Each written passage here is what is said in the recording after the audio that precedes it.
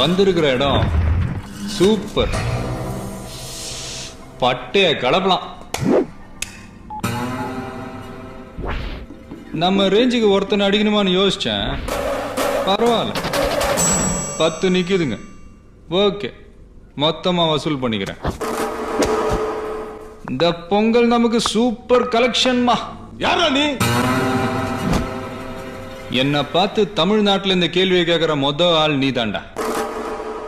உன்னை தனியா கவனிச்சுக்கிறேன்.